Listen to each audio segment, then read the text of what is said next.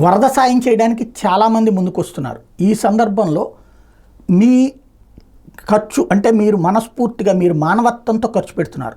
ఆ డబ్బులు సక్రమంగా ఉపయోగపడేలా ఉండేలా చూసుకోవాలంటే ఒకటి బియ్యము పప్పులు ఉప్పులు ఇవ్వాలనుకోవడంలో తప్పేం లేదు, ఎందుకంటే ఆకలితో అలమటించారు కాబట్టి. కానీ అది వరదల్లో ఉన్నప్పుడు అది అవసరం, ఆహారం అన్నటువంటిది. అప్పుడు వండుకోవడానికి అవకాశం లేదు కాబట్టి ఆ టైంలో వండింది కావాలి.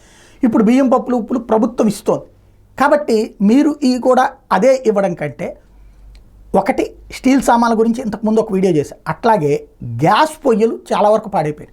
అక్కడ మధ్యతరగతి పేద అందరిలలో గ్యాస్ పొయ్యిలు ఉన్నాయి. గ్యాస్ బండ ఉంది, గ్యాస్ పొయ్యి ఉంది.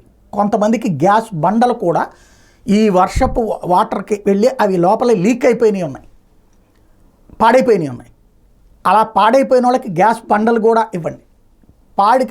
గ్యాస్ పొయ్యిలు అయితే అన్నీ పాడైపోయినాయి మొత్తం అవన్నీ. ఎందుకంటే నీళ్ళలో ఉన్నట్టుండి ఉన్న ఫలంగా వచ్చి పడుతున్న వరదతో పరుగులు పెట్టారు కాబట్టి గ్యాస్ పొయ్యిలు లేవు. కాబట్టి ఆ పొయ్యిల్ని జాగ్రత్తగా అవకాశం ఉంటే, ఇదేమీ కంపల్సరీ కాదు, కాస్త ఎక్కువ సాయం చేయాలనుకున్న వాళ్ళు అందరూ మనం 2.5-3 లక్షల మందికి చేయలేం. ఇంకోటి సాయం చేయాలనుకున్న వాళ్ళు వెళ్ళగానే ఏమవుతుందంటే ఫ్రంట్ రోడ్లో ఆపేస్తారు, అక్కడే మీరు ఇచ్చేస్తే ఇబ్బంది. లోపలికి వెళ్ళిపోండి, చిట్ట చివరి ప్రాంతాలకు వెళ్ళండి.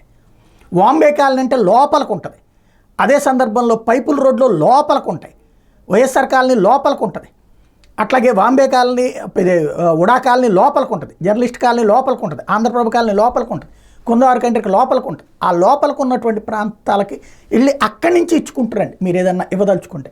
అదే సందర్భంలో ఇచ్చేటటువంటి సందర్భంలో ఇట్లాంటిది ఏదన్నా వాళ్ళకి పర్మనెంట్గా ఉపయోగపడేది. ఎందుకంటే ఉన్న ఫలంగా రోడ్డును పడ్డటువంటి కారణంగా ఏమీ లేనటువంటి పరిస్థితి ఉన్నది కాబట్టి బియ్యము పప్పులు ఉప్పులు ప్రభుత్వం ఇస్తానంటుంది కాబట్టి గ్యాస్ పొయ్యిలు చాలా అవసరం ఉంది. గ్యాస్ బండలు కూడా ఇవ్వగలిగితే ఇవ్వండి. గ్యాస్ పొయ్యిలు అయితే వాళ్ళ దగ్గర బండలు చాలా వరకు 100కి 80-90% బాగానే ఉంటాయి, ఓ 10% పాడై ఉంటాయి. కానీ బండలకు పెద్ద ఏముంటుంది, నీళ్ల పరంగా అది మూత పెట్టేసుకుని ఉంటే బాగానే ఉంటుంది. లేకపోతే అది లీక్ అయ్యి ఉంటే వాటిని తీసి మళ్ళీ కొత్త బండలు పెట్టుకోవాల్సి ఉంటుంది, అది డిపార్ట్మెంట్ వాళ్ళకి ఇస్తారు. కానీ ఇక్కడ మెయిన్ సమస్య పొయ్యిలు పాడైపోయి ఉన్నాయి. వీలైతే పొయ్యిలు సాయం చేయండి వాళ్ళకి.